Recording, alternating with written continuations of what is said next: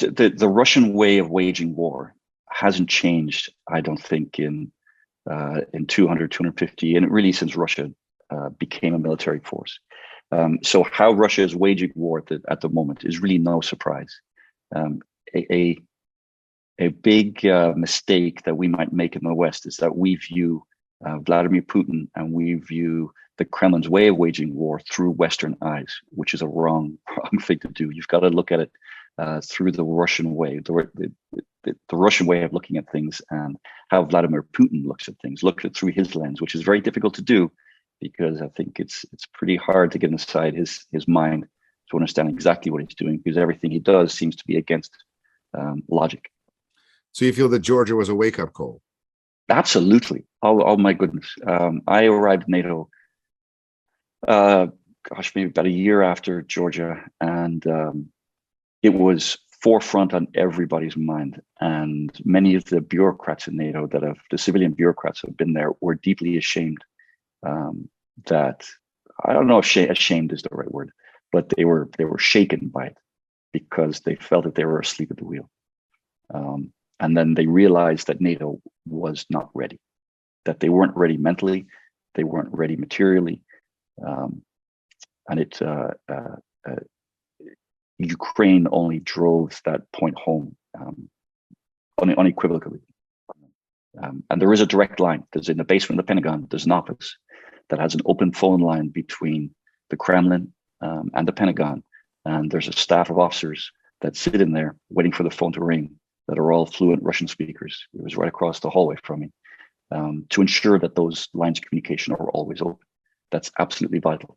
And that's really, it sounds strange that we are giving weapons to a proxy country to kill Russian soldiers, but yet we still have lines of communication open. But that's because both sides recognize that if we don't do that, if there is no communication, that's when bad things happen. Has that phone ever rang while you were around? Yeah, it rings every day just to test it.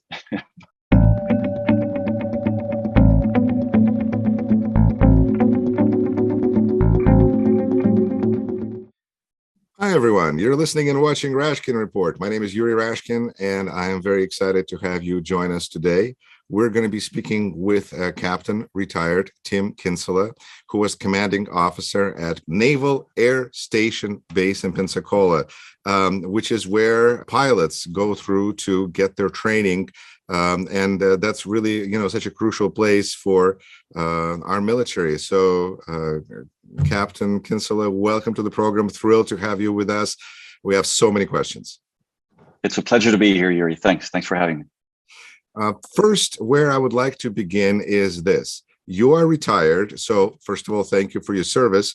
But can you tell us a little bit about the difference between opinions expressed by retired military officers versus those still on duty? Does it mean that a retired officer will tell us what people on duty are not allowed to say, or what is the difference? Yuri, I really appreciate you asking that question, because there is a big difference. Those who are still in uniform and are on active duty, what they say may be construed as being the opinion of the United States government. Whereas me, I'm a private citizen now. So anything that I express is my opinion, my view. And yeah, I think you're kind of right also, is that somebody who is retired is not beholden to the same rules and regulations that somebody in uniform is. So you're a little bit freer to say what you think is really happening and what's really on your mind. But then you also have to keep in mind too that I am retired, so I'm a few months out of active service. So I may not have the insight that somebody who's working in the corridors of the Pentagon may have at the moment. Precisely. So you don't have the most current, up-to-date information, but you have all your experience. That's right. Fantastic. Well, what is your general view of the war in Ukraine? This is kind of what this channel, this podcast, vlog centers its attention on. It seems like this is really one of the main topics in our world right now, but it is particularly important for our listeners and viewers, many of whom are in Ukraine and in Russia and all over the world, as the Russian speakers have been kind of leaving Russia in droves. There's almost an exodus going on while the borders are still open. And so your opinion is very interesting to our listeners. What is your take on the war in Ukraine right now? My goodness, how much time do you have? That's a pretty broad question. So I'll take basically when you cut it all down, when you cut away all of the noise and all of the different opinions that you see in media today, I think it comes down to one thing, and that this is a direct conflict between totalitarianism and pluralism, a totalitarian way of government and a pluralistic way of government. It is a battle. It is a proxy battle between those who would like to see a totalitarian type government and agree that that's the way of the future for our world, versus our traditional liberal Western thought and our belief that governments based in plurality and respect for human rights is the way that we should be living our lives and the way of the future for the world. And I think that is quite evident in the countries that support or feign to support Vladimir Putin in his efforts, and those that are against him. And I think the battle lines have been drawn quite starkly. How do you view what's going on the field, especially since your experience, you're a helicopter pilot, but you were in charge of, basically, as I see it, a school for pilots. Planes right now are a big topic for conversation. The F-16, F-35, different Soviet planes. What is your level of, what is your opinion on all that conversation? Well, first I'd say I don't think there's anybody that could argue about how amazing the Ukrainian military and really just the Ukrainian people have done. Their resiliency has been just impressive and inspiring beyond belief. I don't think we've seen anything like this on the modern battlefield. I mean, really ever. It's been quite amazing to watch. The Russian way of waging war hasn't changed, I don't think, in 250, and really since Russia became a military force. So how Russia is waging war at the moment is really no surprise. A big mistake that we might make in the West is that we view Vladimir Putin and we view the Kremlin's way of waging war through Western eyes, which is a wrong thing to do. You've got to look at it through the Russian way, the Russian way of looking at things, and how Vladimir Putin looks at things. Look at it through his lens, which is very difficult to do, because I think it's pretty hard to get inside his mind to understand exactly what he's doing, because everything he does seems to be against logic. So when you think about the Russian way of waging war and how they've done it in the past, Ukraine's difficulties, you understand how difficult it is going to be in the future, because Russia doesn't care about this regime in particular, doesn't care about losses. They don't care about casualties. If we look at World War II as an example, Russia didn't do very well in the battlefield at all at the beginning, and then they got their act together, and then they mobilized their troops, they mobilized their forces. 80% of all German casualties in World War II happened on the Eastern Front. That's something that's often forgotten in the West. And Russia's their complete and overwhelming total war concept. You know, how they threw everything that they had into the war because it was a fight for survival. And I think that Putin almost sees the Ukraine as a fight for Russia's survival, and it's a fight for his survival, because in my view, he associates his survival with the survival of Russia. When you have a totalitarian leader, they often associate their own survival with the survival of their country. And that's a very, very dangerous concept. So what is he willing to do to ensure his own survival, which he associates with the survival of his own country? And I don't think there's any limits to that. So what does that mean for the fight on the ground in the future? It means that the Western countries have to give Ukraine what she needs in order to combat the almost inexhaustive supply of personnel that Russia has. And Ukraine has to do it with technology that she doesn't have, that the Western countries have. And that means technologically advanced fighter jets. That means better tanks. It means more artillery shells. But there are huge challenges with doing that, because with those advanced weapons becomes a system of systems that you need to be able to use those weapons effectively. Because if you have, say, an F-16 or an F-35, but it doesn't have the support systems that are necessary to take advantage of those technologically advanced weapon systems, then they're just a truck. They're just as good as a third generation fighter was before, because they're not taking advantage of those great technological leaps that we've had in the West. So when we see a resistance to sending F-16s and advanced tanks and so forth, there's a lot more to it than what you see in the press. There's real training and infrastructure challenges with doing that. I mean, an Abrams tank, it's got essentially a jet engine in the back as its propulsion. So it's not just a diesel engine in there. And does Ukraine have all the necessary parts, equipment, training, and so forth to be able to successfully maintain an M1 Abrams? It takes a lot to do that, and they are gas guzzlers. Now, they're built for Eastern Europe. That's why they were designed. But they are also built in the mind that we would have a pretty robust logistical stream to help maintain them. And it's the same with the jets.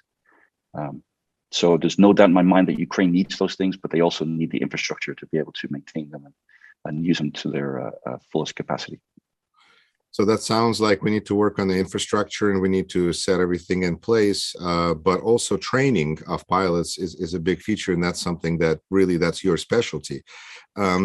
How do you feel about how long? Because we see already that I think 2 Ukrainian pilots that went through training, that they completed it in less amount of time than standard expects. Does it mean that motivated people are faster learners, or how long does it take to learn such sophisticated machinery? What is your take on that? Yeah, so if you take one of our naval aviators, it takes about 2 years to get your wings, just your wings of gold. But then once you get your wings, that only means that you know how to fly the aircraft. It doesn't mean that you're tactically proficient. You know how to use the weapon systems and so forth. And that takes, before you become really a combat ready pilot, that takes another year to year and a half for you to do that. So you're talking anywhere from 3 to 4 years before a pilot becomes combat efficient. And that's in our system at the moment. And that's something that we struggle with in the United States, because if we were to enter into a significant conflict, how would we resupply our pilots and our aviators at a sustainable rate to sustain the losses that we might see? It's something that we work on, and it's something that we think about and how we can do that. Now, taking Ukrainian pilots, I'm not sure, because again, I'm a bit removed from it, so I'm not sure exactly whether they already had some flight experience or they were just raw nuggets that were coming in and we're teaching them from the beginning. But if you take somebody who already had some aviation experience, then obviously that increases the timeline. And if you are taking folks that this is all that you can compress that timeline as necessary, because we have a lot of competing interests with our pilots as they're going through training. So you can compress that. So absolutely, there's opportunity to increase the amount of time it takes to train. There's no doubt about that. It's really as much as the human brain can absorb in one time, and how much fatigue that they can go through to do it. But these Ukrainian pilots, there's a lot of motivation there. You're fighting for your homeland and your country. I'm sure that's the case.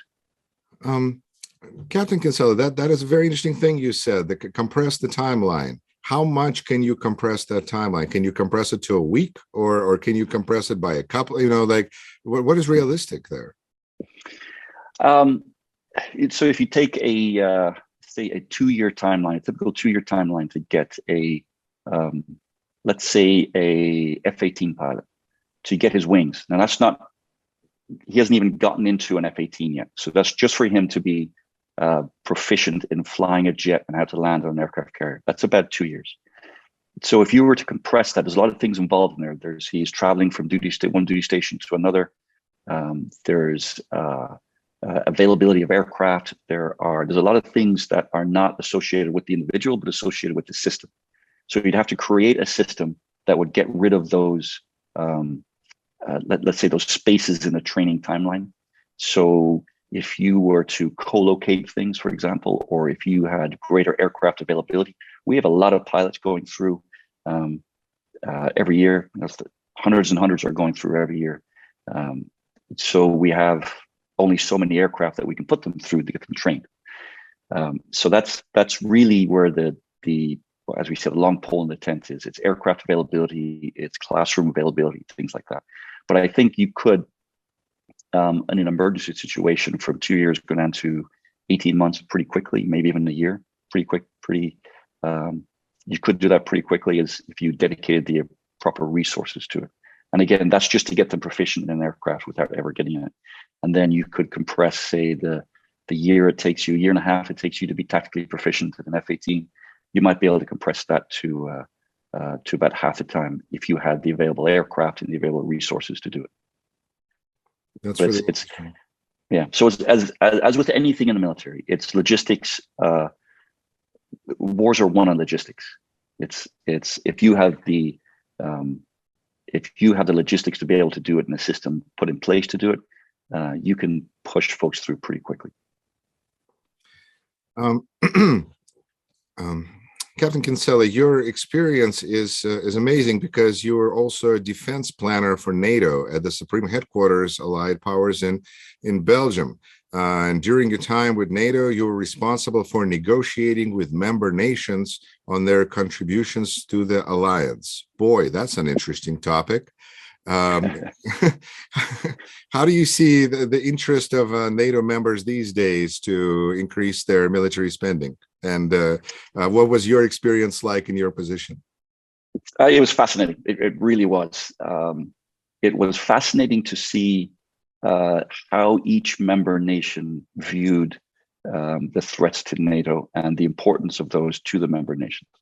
So if I were to sit down with a Polish colleague and I would say, what is the greatest threat to your national security? I'll give you one guess what it is. It's Russia. Of course it is. Of course it is. Now, I asked several Spanish colleagues, what is your greatest threat to national security? How can NATO help you, and why are you a member of NATO?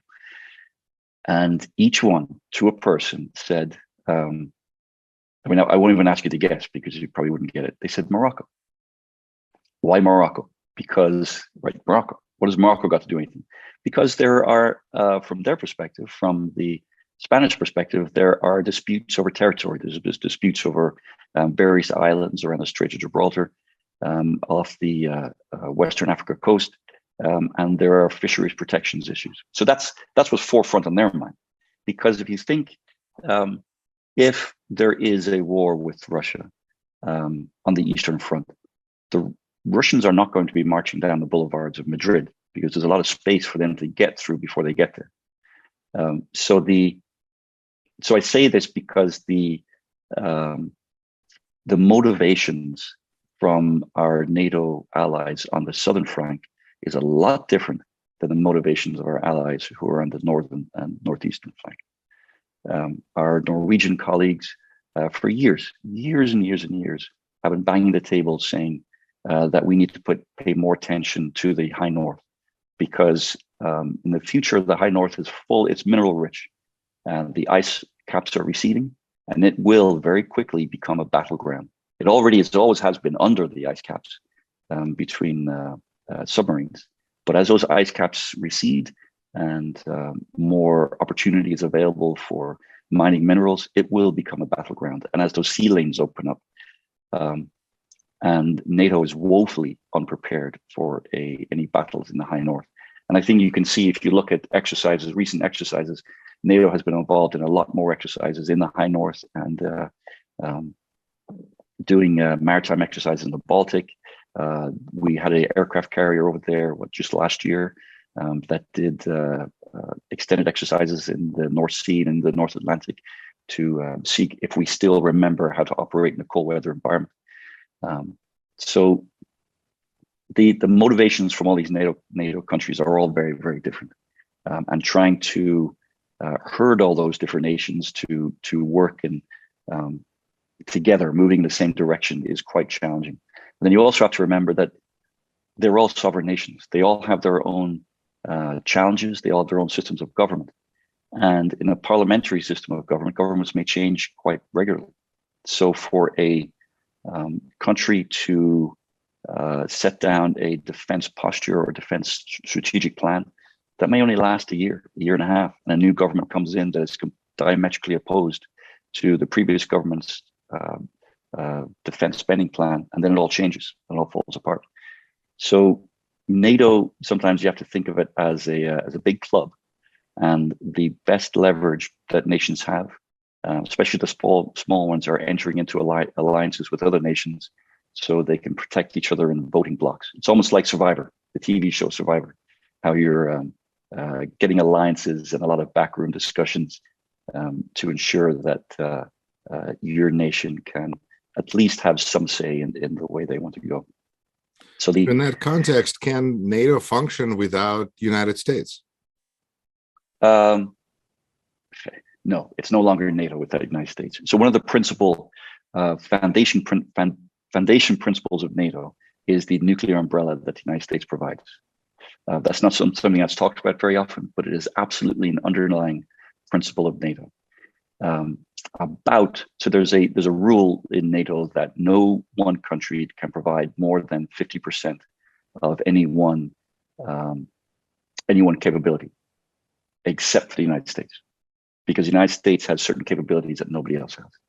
So aircraft carriers, there's several countries that have one. The UK now has two, but they are nowhere near the capabilities of American aircraft carriers. So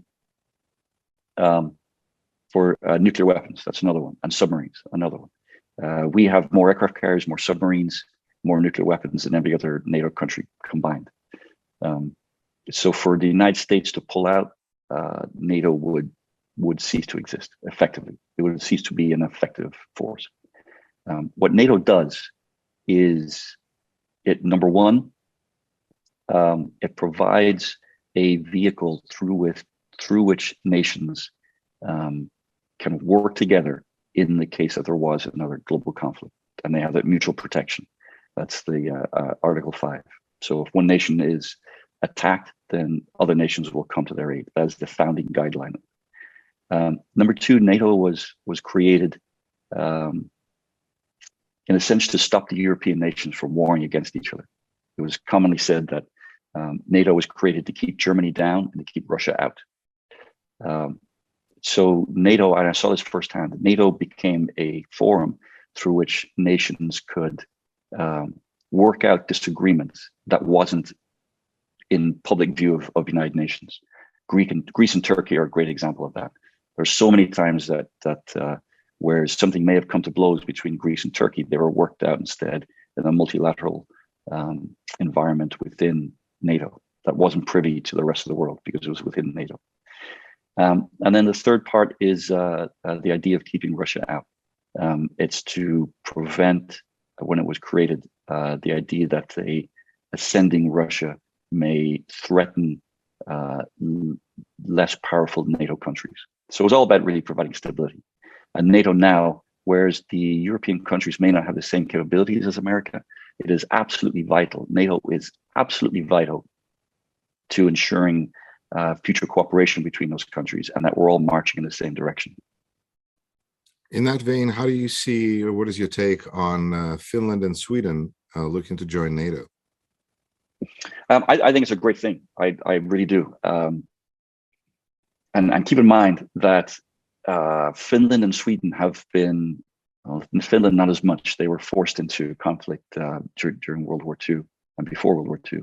But Sweden has always tried to maintain a neutral stance. So this is a huge right turn for both Sweden and Finland to do this. And they didn't do this in a vacuum. They didn't do this because they're always aspiring to be part of NATO. They did this because they were forced into that position by the bellicose actions by Russia. And let me touch on something there also. The idea that Russia attacked Ukraine because they were concerned that Ukraine was going to be part of NATO is absolute false. It is a complete fallacy. Ukraine could never have become part of NATO as long as there was instability on the Ukrainian border with Russia. Because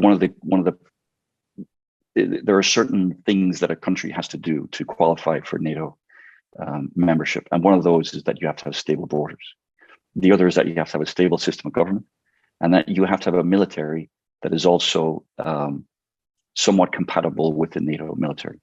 So we had NATO advisors there, but it was really just to help guide Ukraine in its quest to become a functioning democratic country, more so than it was for it to be a member of NATO.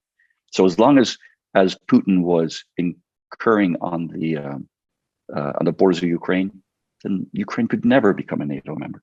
And Vladimir Putin knows this. And the idea that NATO is expanding at a rate that is uncomfortable to Russia.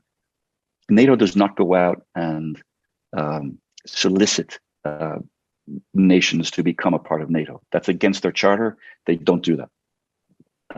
It is members can only become, or nations can only become a member if they voluntarily ask to do so. They have to go through a referendum in their own country. They have to vote on it. The government has to vote on it, and then they have to come to NATO and ask them if they can become a member. The idea of NATO recruiting other new members is absolutely ludicrous. It's NATO is a defensive organization that does not go out and solicit new members. They're not a gang. They're not it's not a fraternity that goes out and tries to get new members. So all of these new member nations that have come in have done so because they're scared of Russia, and they're scared of Russia's bellicose nature in the past several years, what they did with the Crimea, what they did with Putin has done in Georgia. And Putin's actions in Georgia steeled NATO to say, we are never going to allow this to happen again. We can't.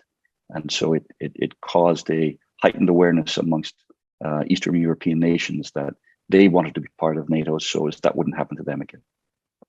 So you feel that Georgia was a wake-up call? Absolutely. Oh my goodness. I arrived at NATO, maybe about a year after Georgia, and it was forefront on everybody's mind. And many of the bureaucrats in NATO the civilian bureaucrats who have been there were deeply ashamed that, I don't know if ashamed is the right word, but they were shaken by it because they felt that they were asleep at the wheel. And then they realized that NATO was not ready, that they weren't ready mentally, they weren't ready materially. And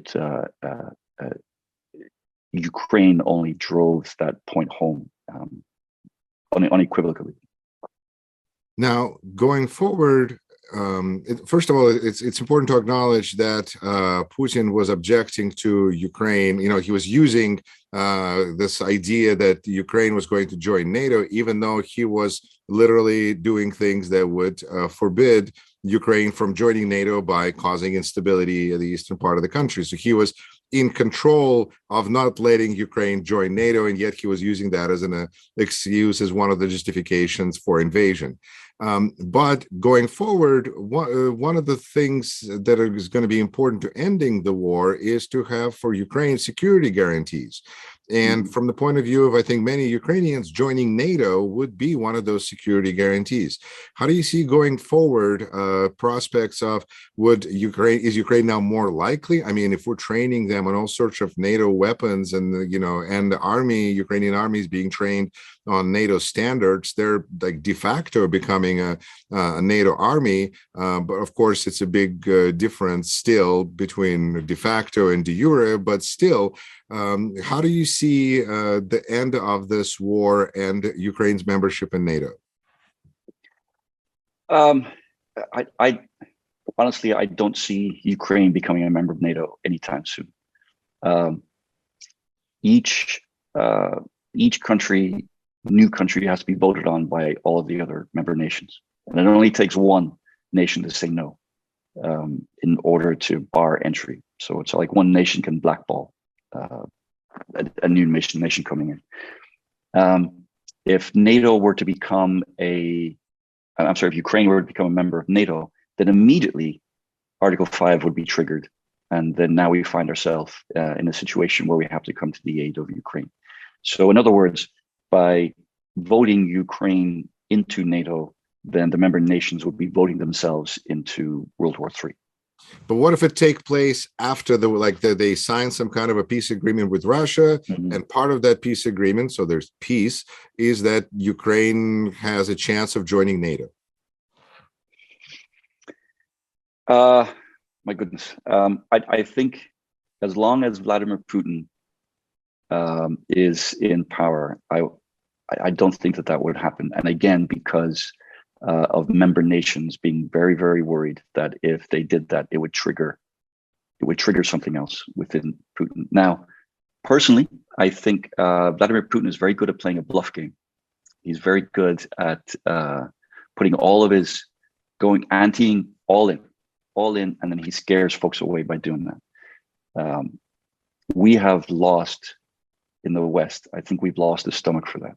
We tend to play the diplomacy card a little bit too much. So it would be countering in order to, if we allowed Ukraine to join NATO post-invasion, it would be calling Putin's bluff again. So we'd be saying, yeah, we're going to let Ukraine in. What are you going to do about it? Because Putin knows that any war with the West and with NATO would be disastrous, absolutely disastrous for Russia. I'm not saying he'd lose. I'm not saying that he would even be ousted from power, but the material and personnel cost would be it would be unthinkable, I think, to both sides. So is that something that he would want to enter into? Only if he felt that Ukraine entering NATO would mean his own personal demise, which, as I said before, I think he associates with the nation of Russia itself. All right. Let's take a look at the nuclear threat, because it is something that Kremlin, Putin, Russia seems to use as a wake-up call in the morning. Let's talk about nuclear threat. Good morning. And we see that Putin announced that he's planning on moving nuclear weapons to Belarus, which is making more people uneasy. This is that possibly bluff, possibly blackmail. It's kind of hard to tell the difference until afterwards. But what is your evaluation of the threat that Russia presents right now as a nuclear power? Has it been done so much that it lost its value as a threat? No. How do you look at it? No, Russia's threat is in tactical nuclear weapons. So the battlefield use of tactical nuclear weapons. So these are lower yield weapons that might have a 5 to 10 mile destruction radius. Sort of the weapons that may not destroy a city, but could destroy small towns type thing. Because the Russian tactical doctrine allows battlefield commanders to have control of tactical nukes once they've been given that authority by the president. Within our wargaming in NATO, we often wargamed that Russia used a tactical nuclear weapon against naval assets in the Baltic, and then immediately afterwards would say, as the Western nations are trying to decide what to do in response to that the Russians then would immediately say, no, this was a mistake. This was a rogue battlefield commander that did this. This should not have happened. And that'll what they'll say publicly, but everybody knows that this was a warning. So they do it at sea, where NATO would lose a couple of ships, but there would be no civilian casualties. So casualties would be minimized, but it was a demonstration that this is what we're going to do, and we're going to keep on doing it. But publicly, they would say that it was a mistake, a rogue commander. And I think that is kind of in the vein of what they would do, using propaganda to allow them to do the unthinkable. And again, it's calling the bluff of the Western nations. And if the danger of Putin using nuclear weapons is if he is left with no option. That's his bluff. Don't push me too far. Don't push me to a place where I'm in a corner, or I'm going to come out with my claws are going to come out. And that's part of his bluff. And that's part of why Western nations have been so reticent to give full unfettered support to Ukraine, because of that fear. It's like I said before, we have become very bad at the bluff game. We were pretty good at it in the 80s, but now I think we've lost the stomach for it. So yes, to answer your question, yes, I do, is absolutely a valid threat. So what is the good way to deter that threat, in your opinion? If we were to have the stomach, what should we be doing? Gosh, if I knew that, I'd be chairman of the Joint Chiefs of Staff right now. I think that it is supporting the Ukrainians in the absolute maximum way that we can, to ensure that they have the best chance of success, and that we don't want to come into a situation where we are in direct contact with the Russians, like there was last week where a U.S. drone was taken down by the Russians. That was going to be my next question. Again, planes, yeah. What is? Yeah, go ahead.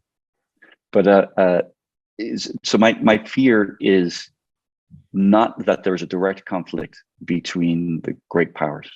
My fear is that because of our aligning, we're starting to align almost like an Axis and Allies type thing. Russia has fewer and fewer allies, or people, not even allies, just people that she can count on to buy her goods, her oil, her resources in order to fund this war. So my fear is that there's something happens in a proxy way that becomes a trigger, a la Russia declaring war on Austria-Hungary after Austria-Hungary declares war on Serbia after the murder of Archduke Ferdinand in 1914. So it is a domino effect that does that. So the West has to try and avoid doing that. So if there is a chance for escalation, that we do everything we can to de-escalate it, and we keep communication lines open between the Pentagon and the Kremlin. And there is a direct line. There's in the basement of the Pentagon, there's an office that has an open phone line between the Kremlin and the Pentagon. And there's a staff of officers that sit in there waiting for the phone to ring, that are all fluent Russian speakers. It was right across the hallway from me, to ensure that those lines of communication are always open. That's absolutely vital. And that's really, I mean, it sounds strange that we are giving weapons to a proxy country to kill Russian soldiers, but yet we still have lines of communication open. But that's because both sides recognize that if we don't do that, if there is no communication, that's when bad things happen. Has that phone ever rang while you were around? Well, yeah, it rings every day just to test it. But, really? Yeah. But not to my knowledge. When I was there, no, there was no need for an emergency use of it, to my knowledge. As you mentioned, the episode that we just saw between a drone and a Russian pilot could have been, I think, if there was political interest, it could have led to a war, to a hot war. But there doesn't seem to be a political interest. To what extent the reality on the ground is subject to political will? Yeah, it is. It's always. I mean, that is Clausewitz saying that war is the extension of diplomacy. Diplomacy by other means. Exactly, and that is political will. It is how much political will is there to enter into a conflict. And I do not think that there is any will or desire for Vladimir Putin to enter into a full-scale conflict with the West, because as I said, he knows what that would look like, unless he felt that there was no way out. I do not feel confident that he is humble enough to back off. I think when his back is against the wall, that he will do what he thinks is necessary in order to get the outcome that he wants, no matter how little those chances may be. Um, Even though a Russian plane attacked American drone, we're talking about Russia not having appetite for war with NATO. What about? mhm. But there isn't any appetite from America either. I'm guessing because it goes No, into nuclear realm. that's right. No, there's zero appetite here. But because this is, as I said before, this is what I believe is a war between. It is the front line between totalitarianism and pluralism, um, between Western liberal thought and a an 18th or 19th century version of imperialism mixed with, I think Vladimir Putin is a mix of Stalinist thinking and imperial czarist thinking. It's kind of a melding of the two. So he is thinking in early 20th century, 19th century thought, and it's a fight between that type of thought and a fight between modern Western pluralism. And that is a fight, I think, that happens between the great nations as a proxy war, just like Vietnam was a proxy war of communism versus democracy. Captain Kinsella, let's see, then I guess the question would be, one of the things that is being bandied about now is that maybe we don't have enough ammunition, enough supplies. Yes, we're looking to build up our military industrial complex and then kind of get it up from its knees. You know, after the Cold War, there was this winding down, and now we're winding up again. But that takes time. How do you look at our supply chain, our ability to help Ukraine for the foreseeable future? Is there going to be a time when we could run out of the bullets and rockets to send? I'm very glad you asked that question. Recently, a couple of weeks ago, there was an article in the New York Times about how Ukraine is using about 90,000 artillery shells a month. The United States can produce about 15,000 shells a month. So do the math. It's pretty simple. That we are depleting our stockpiles in the United States at an alarming rate to feed the Ukrainian fight. And we're not necessarily able to replenish our own stockpiles fast enough. So if you look at that within a vacuum and you say, well, that's leading to disaster. We're leaving ourselves vulnerable and unprepared for future conflict. No, I don't think so. It's there are lots of levers that we can pull in order to ramp up that production where necessary. Now, it takes a lot for us to do that, but nothing in Washington, D.C. and nothing in the Capitol, or nothing in Washington, D.C. or nothing in the Pentagon happens unless there's a crisis that makes it happen. We're very, very bad in the Pentagon and Washington, D.C. for doing things because there's an existential threat.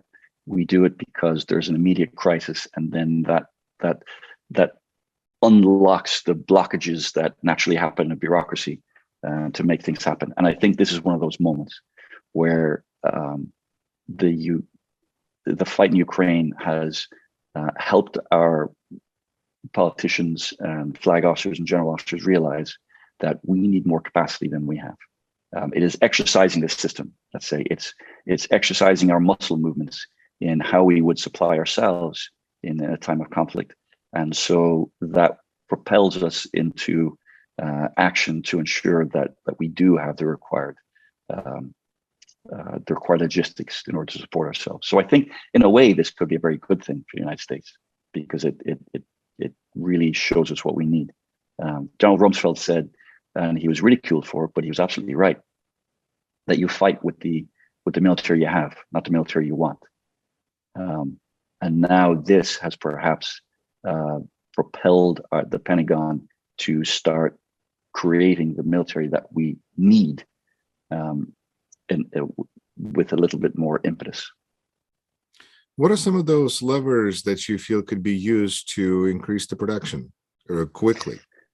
Oh, it all comes down to Congress. I'm not sure that we could do it quickly, but it all comes down to Congress and funding and getting the right funding in order to increase that production. I know it couldn't happen quickly. It would take us some time, and I couldn't put a timeline on that because I'm not an expert on it. But it's also our allies. What this conflict has done has also given our allies a glimpse into what the future could look like. You've seen an increase in spending for all NATO allies, still not to where we would like to see it be. It's still, I think there's only 2 or 3 countries that have reached 2% of GDP in military spending. But what NATO does, it allows an economy of force. So it allows us to combine our production efforts together to be able to get to where we want. So I think I don't know this for sure, but I'm quite certain that the Pentagon is trying to leverage that with our member nations also to increase production. Captain Kinsella, I would like to gauge through your eyes, and what is the opinion of the war in Ukraine from American military, from regular service members? How do people view what's going on? Do they feel like this is, I just don't know. Tell me what you think. Number one, fascination, because it is this is the greatest conflict on European soil since 1945. This is, really the first. The U.S. military has prepared for a European war since World War II, and we took our eye off the ball since 9/11.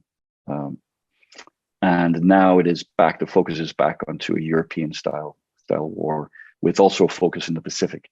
So now we're looking more. Creating capabilities that are more akin to a World War II type situation where we've got conflict in the Pacific and in Europe. So there's a great fascination from the military in looking at it to now there's a war that fits the capabilities that we've been building for 75 years. Our aircraft carriers are not built to operate in warm waters of the Persian Gulf or the Gulf of Arabia, or the Gulf of Oman. They're built to operate in the North Atlantic. The same, our tanks. Our tanks are built to operate on Eastern European fields. They're not built to operate in the desert. So now we have a conflict that is more akin to the military that we've been building. So that's kind of the fascination part of it, to see what those tactics look like. And now we're really getting to see what Russia fights like. And we're fascinated at how well the Ukrainians have done with such little with so few resources. We're fascinated to look at the mistakes that Russia has been making. At the beginning of the war, a 40-mile convoy full of armored vehicles. It's an A-10 pilot's dream to just go along that convoy with that 20-millimeter cannon blazing down there, tearing up everything in its path. You do not start a war in Eastern Europe in springtime. Why? Because of the mud. You don't do it because it confines all of your tracked vehicles to roadways. You can't move. So why in heaven's name would you do that? The ability of the Ukrainians to use asymmetrical warfare. So it's using things like drones, using cell phones to figure out where Russian positions are. It's how bad the Russians have been at their tactics. Not bad, but non-existent tactics. If you look at some of the videos of Russian helicopters, there was one in particular I remember watching, 3 Russian helicopters flying along, and you can see a man-pattern shot, and you see the missile going straight for the lead helicopter. There's no evasive tactics, nothing. It just keeps flying in a straight line, and they get shot down. The other 2 behind it, no evasive tactics. They just keep on flying in a straight line, and they're shot down also. That is incredulous to any helicopter pilot in any Western force. You don't even need electronic signature in order for you to do it. You see it with your own 2 eyes. What in heaven's name are you doing flying in the same way? So there's a fascination in that way. There's also a increased impetus to be really good at what we do, to train harder, to train more realistic. It is giving us wealth of intelligence on how the Russians fight and how their systems operate in adverse conditions, how well their operators operate that equipment. That has been pretty amazing to see. So it's not worry. I think it's more fascination looking at it. We we look at how the Russians have fought, and then what I maybe worry about is that it has given us a increased sense of superiority, maybe, because we would fight that war very, very different. But there is a quality in numbers that the Russian military is willing to throw into a problem that has a whole quality all of its own. So I'd say it's been fascinating for military members to watch. It really has. Then to conclude, let's bring it back to the planes. Do you feel that Ukraine needs to have American NATO planes in order to win, or can Ukraine win without the planes? So what planes do for you is that they allow you to dominate the airspace. So that means that you would have unfettered control of access to ground forces behind enemy lines. For example, in the battle for Normandy, World War II, the Allies had unfettered access to control of the skies. That meant that when the Germans were surrounded on three sides in the Falaise pocket, American planes could go in there and absolutely batter them. And they sustained huge losses because they had nothing to counter. So if you have control of the skies, that means that you have pretty much control of the ground, and you have control of your enemy's supply routes. So how do you prevent control of the skies? You do it in two ways, actually three ways. You either you deny access to the air by your enemy. How do you do that? Well, you can either do it by blowing up all his planes, either on the ground or with your own air force, or you do it by creating areas that are inaccessible to him through your own air defense systems, such as surface-to-air missile sites and so forth. So it doesn't necessarily have to happen with other jets. It can happen with ground-based surface-to-air missiles that deny the airspace to the Russians. Bringing aircraft into the situation may complicate it because of all the things we talked about before, the logistics, the training, the manning, and all those things. So we shouldn't think about this linearly, as in Ukraine can't control the airspace if they don't have aircraft. They can do that. So you think, what do aircraft bring to the fight? They bring just an added layer of complexity to their air defense. It would be very difficult for the Ukrainians to use aircraft to enter into Russian-controlled airspace, because Russian anti-aircraft systems are very complex. They're very, very capable. So really, I would see aircraft being used more as a defensive posture for the Ukrainians, which surface-to-air missiles are already doing. So it has to be done deliberately, and it has to be done with a goal in mind, and what you're going to be using them for. It's not a prestige thing. It's not a give us aircraft just because the Russians have them. If we're denying the Russians access to the Ukrainian airspace, then they're doing the same job that aircraft would do. If you want to use them on an offensive capability, that's a whole different story. But our long-range rocket artillery systems are doing a pretty good job at that too. So the question I asked is, what do you want them for? And then can you